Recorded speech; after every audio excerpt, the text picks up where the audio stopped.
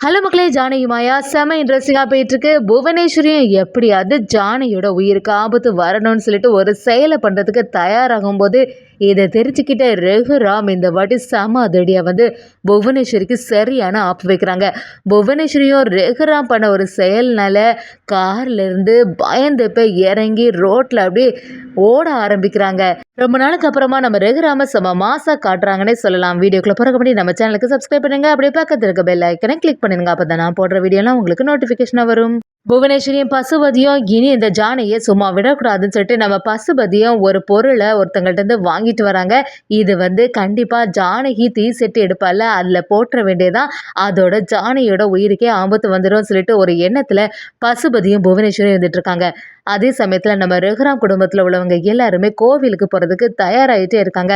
நம்ம ஜானகியும் மாயா கிட்ட இன்னைக்கு இந்த சித்திரை திருவிழா சிறப்பா நடக்க போகுதுன்னா எல்லாத்துக்கும் காரணம் நீதான் மாயா. உன்னோட உயிரை கூட பணையம் வச்சு தான் எங்களை இந்த மாதிரி விடுதலை பண்ணியிருக்க அப்படி சொல்லும்போது நம்ம ரகுராமும் மாயாவுக்கு உறுதுணையாக பேச ஆரம்பிக்கிறாங்க. நம்ம சீனுவுக்கு மட்டும் கொஞ்சம் வருத்தமாகவே இருந்துட்டுருக்கு. என்னதான் இருந்தாலும் என்னை பற்றி யோசிக்காம இப்படி மாயா நீ செய்துட்டே என்னை பற்றி யோசிச்சிருந்தேன்னா கண்டிப்பாக நீ என்கிட்ட சொல்லியிருப்பதானே. உனக்கு ஏதாவது ஆபத்தாச்சுன்னா நான் என்ன பண்ணியிருப்பேன் மாயா அப்படின்னு சொல்லிட்டு சீனு நம்ம மாயா கிட்ட சொல்ல ஆரம்பிக்கும் போது மாயாவும் சரி சீனு நீ அதை பற்றியெல்லாம் வருத்தப்படாத, இப்போதான் எல்லாம் சரியாயிட்டே. சரி, இந்த சித்திரை திருவிழாவை நல்ல சிறப்பாட்டு நம்ம நடத்தணும், நம்ம குடும்பத்து சார்பாட்டு நல்லபடியாக இருக்கணும்னு சொல்லிட்டு நம்ம மாயாவும் சீனும் எல்லாரும் சேர்ந்து கோவிலுக்கு கிளம்புறாங்க. வழக்கம் போல் நம்ம பார்வதி பத்மாவுக்கு மட்டும் இது எதுவுமே பிடிக்க மாட்டேங்குது. எல்லா மரியாதையும் இந்த ஜானகி அக்காவுக்கு தான் கிடைக்க போகுது. இந்த புவனேஸ்வரி என்னதான் பண்ணுறா தெரிய மாட்டேங்குது. அவள் என்னதான் பிளான் பண்ணாலும் எல்லாமே கடைசி நேரத்தில் சொதப்பிடுது அப்படின்னு சொல்லிட்டு பார்வதியும் யோசனையிலே இருந்துட்டு இருக்காங்க.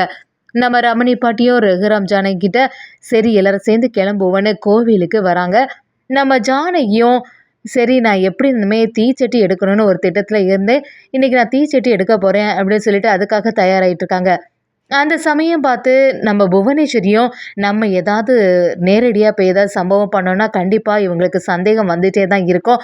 யாருக்கிட்டையாவது இந்த பொருளை கொடுத்து வசமாக யாருக்கும் தெரியாமல் அந்த ஜானகி எடுக்கிற தீ சட்டிக்குள்ளே இந்த கறிக்கு துண்டை போட்டுறணும் அப்படின்னு சொல்லிட்டு புவனேஸ்வரியும் ஒருத்தங்கள்ட்ட கொடுத்து அனுப்புகிறாங்க.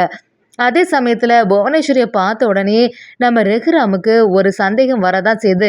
எப்படியும் ஜானியோட உயிருக்கு ஏதாவது ஆபத்து வர மாதிரி ஏதாவது ஒரு சம்பவம் இவ பண்ணிகிட்டே இருப்பா, நம்ம நல்ல ஜாக்கிரதையாக இருக்கணும்னு சொல்லிட்டு நம்ம ரகுராம் ரொம்பவே கவனமாகவே இருந்துட்டு இருக்காங்க.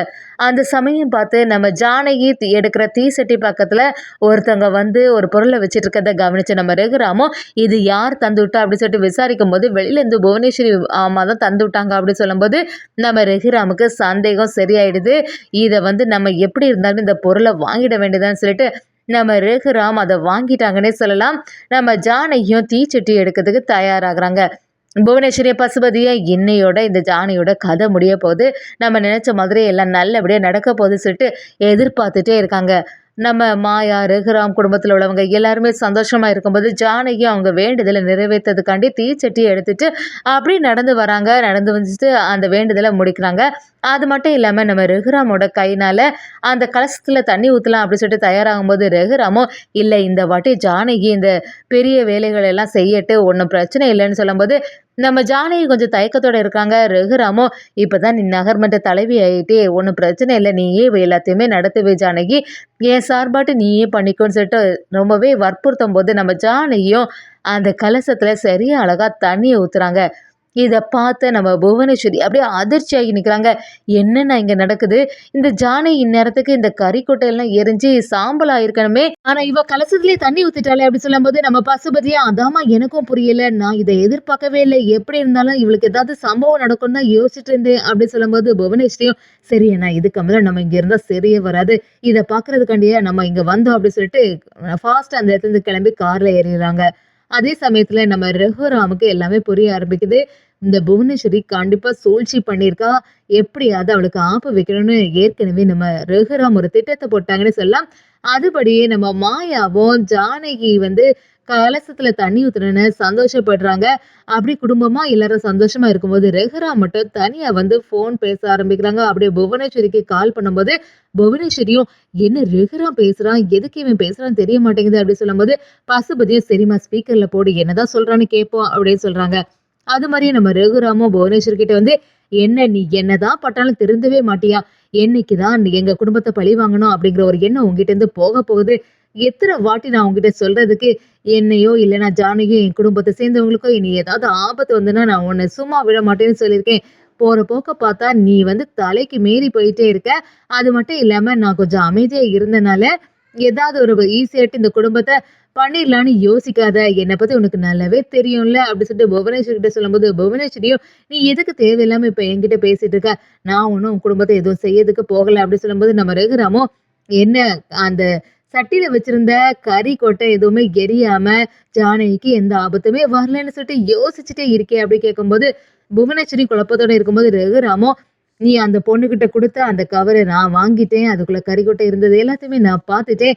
சரி அத வாங்கி நான் என்னத்த செய்ய போறேன் அப்படின்னு நான் யோசிக்கிறேன். அப்படி கேட்கும்போது புவனேஸ்வரியும் புரியாம இருக்காங்க. அந்த சமயத்துல நம்ம ரகுராமோ எல்லாமே உங்க கார்ல தான் இருக்குது. கொஞ்ச நேரத்துல அந்த கார விட்டு இறங்கலன்னு வச்சுக்கியேன்.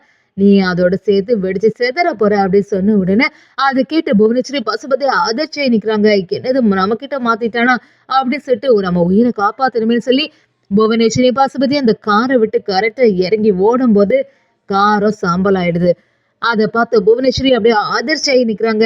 என்னன்னா நமக்கே இவன் ஆப்பு வச்சுட்டானே, எப்படி அது அந்த ஜானகிக்கு ஏதாவது ஆபத்து வரும்னு பார்த்தா இங்க எல்லாம் தலைகீழா மாறி போய் நிக்குது அப்படின்னு சொல்லும்போது நம்ம பசுபதியும் ஆமா புவனா நானும் இதை எதிர்பார்க்கவே இல்லை. இந்நேரத்துல அந்த ஜானகிக்கு ஏதாவது பிரச்சனை ஆகும்னு நினைச்சேன். ஆனா நமக்கே இப்படி ஆப்பு வைப்பான்னு கொஞ்சம் கூட எதிர்பார்க்கவே இல்லை. அதுவும் இந்த ரகுராம் இப்படி பண்ணிட்டானே அப்படி சொல்லும்போது நம்ம புவனேஸ்வரி இனிமே நம்ம ஜாக்கிரதையா தான் இருக்கணும்னா அப்படின்னு சொல்ல ஆரம்பிக்கிறாங்க. அதே சமயத்துல நம்ம ரகுராம் டென்ஷனா இருக்க கவனிச்ச ஜானகியும் என்னாச்சுங்க ஏதாவது பிரச்சனையா அப்படி சொல்லும்போது இல்லம்மா வேற ஒரு பிரச்சனை இல்லை நீ எதுவும் கவலைப்படாத உன்னோட வேலைகளை எல்லாமே சிறப்பாகவே செய்து முடி அப்படின்னு சொல்லி வைக்கிறாங்க. ஆனா நம்ம பார்வதி இதை பார்த்து பயங்கரமா டென்ஷன்ல இருக்காங்க. என்னதான் இந்த புவனேஸ்வரி பண்றான்னு தெரிய மாட்டேங்குது. ஏதாவது ஒரு ஆபத்து வரும்னு பார்த்தா கடைசி நேரத்துல எல்லா திருவிழால முதன்மையா இந்த வேலைகளை செய்யது எல்லாமே ஜானகி அக்கா தான் இருக்காங்க. இன்னைக்கு கூட எல்லாத்தையும் கரெக்டா முடிச்சுட்டாங்களே அப்படி சொல்லிட்டு பார்வதி வழக்கம் போல நம்ம பத்மா கிட்ட சொல்லும்போது பத்மாவும் ஆமா பார்வதி இது வரைக்கும் நம்ம இந்த வீட்டுல இருந்துட்டு இருக்கோம். ஆனா வீட்டுல கூட நமக்கு மரியாதை கிடைக்க மாட்டேங்குது. இன்னைக்கு பாத்தியா அன்னை வந்து அன்னைக்கு தான் எல்லாத்தையும் செய்யறதுக்கு அனுமதிச்சிருக்காங்க. இன்னைக்கு அந்த கலசத்துல தண்ணி ஊத்துனது கூட அன்னி தான். இதையும் நான் கொஞ்சம் எதிர்பார்க்கவே இல்லை. இப்படியே போயிட்டு இருந்தா அவங்களுக்கு தான் எல்லா உரிமையும் கொடுப்பாங்க போல. நம்ம வந்து இந்த வீட்டில் இருந்து வேஸ்ட்டாக தான் இருக்குது அப்படி சொல்லும்போது நம்ம பார்வதியும் ஆமாம் நீங்கள் சொல்வது சரியாக தான் இருக்குது. கூடிய சீக்கிரத்தில் ஜானகி அக்காவுக்கு ஆப்பு வைக்கிற மாதிரி ஏதாவது ஒரு செயலை பண்ண வேண்டியதான்னு சொல்லிட்டு அடுத்த பிளானை போட ஆரம்பிக்கிறாங்கன்னு சொல்லாமல் அதே சமயத்தில் புவனேஸ்வரியும் இதோட விடக்கூடாதுன்னா கண்டிப்பாக ரகுராம் குடும்பத்தில் உள்ளவங்க எல்லாருமே சின்ன பெண்ணா ஆகணும் அப்படின்னு சொல்லிட்டு நம்ம புவனேஸ்வரி எப்பவும் போல அடுத்த பிளானை போட ஆரம்பிக்கிறாங்கன்னே சொல்லலாம். என்னதான் இருந்தாலும் நம்ம மாயாவும் ரகுராமும் அந்த குடும்பத்தை காப்பாற்ற போறாங்கன்னே சொல்லலாம்.